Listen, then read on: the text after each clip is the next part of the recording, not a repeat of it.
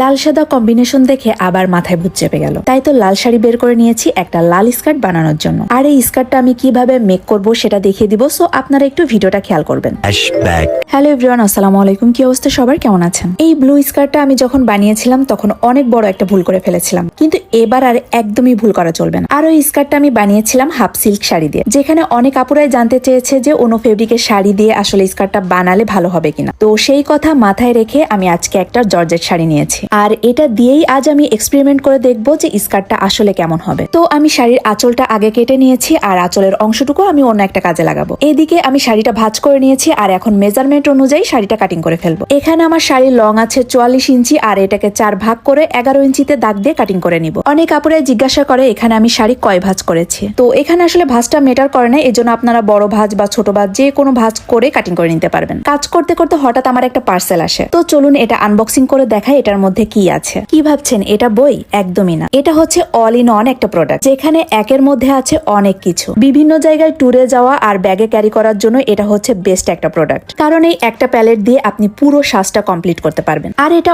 অনেক বেশি পিগমেন্টেড, দাঁড়ান একটু সস করে না দেখালে বুঝতেই পারবেন না। ফার্স্ট দুইটা পার্টে ছিল শ্যাডো, আর এটা হচ্ছে হাইলাইটার। এরপর আছে ব্লাশ, তারপর আছে সুন্দর সুন্দর কালার লিপস্টিক আর কাজল, আরো আছে কনসিলার এবং ব্রোঞ্জার। মানে পুরো সাজটা কমপ্লিট করার জন্য এই একটা প্যালেটই যথেষ্ট। আর এই সুন্দর প্যালেটটা আমি নিয়েছি ইজওয়ানাস ক্লোসেট ফেসবুক পেজ থেকে। চাইলে আমার মতো আপনারাও অর্ডার করে নিতে পারেন, আপনাদের সুবিধার জন্য পেজটা আমার ডেসক্রিপশনে দেওয়া থাকবে, একটু চেক করে নেবেন। এখানে আমি শাড়িতে 11 ইঞ্চিতে মার্ক করে দাগ দিয়ে নিচ্ছি। মেজারমেন্টটা আবারও বলছি, 44কে 4 ভাগ করে 11 ইঞ্চিতে দাগ দিয়েছি। আপনারা যদি মনে করেন যে পার্টগুলো আর একটু বড় করবেন, তাহলে আপনারা 3 ভাগও করতে পারেন, কিন্তু আমার কাছে মনে হয় স্কার্টের 4টা পার্ট করলেই বেশি ভালো লাগে। এই যে এখানে আমি শাড়িটাকে 4টা টুকরা করে নিয়েছি। এখন শাড়ি পাড়ের যে 2টা টুকরা, এই 2টা টুকরাকে আমি জয়েন্ট করে কুচি দিয়ে ফেলবো। 2টা জয়েন্ট করলে ঘেরটা একটু বেশি আসবে। এখানে আমি কুচিটা অনেক ঘন করে দিয়ে ফেলেছি, আপনারা একটু হালকা করে দিবেন, তাহলে ঘেরটা অনেক বেশি দেখা যাবে, আর ঘুরলেও ঘেরটা অনেক ছড়িয়ে যাবে। এখানে আমার কুচি দেওয়া শেষ, এখন আরেকটা পার্ট জয়েন্ট করব। তো তার আগে একটু মেপে দেখছিলাম যে কতটুকু কাপড় এক্সট্রা থাকে। এখানে আসলে ওইরকম ভাবে কোনো মেজারমেন্ট আমি নিই না, আমি নিচের পার্ট থেকে কুচি দেওয়া শুরু করি আর একটার পর একটা পার্ট জয়েন্ট দিয়ে ফেলি। এই যে দ্বিতীয় পার্ট জয়েন্ট দেওয়ার পর আমার এতটুকু কাপড় এক্সট্রা থাকবে, তো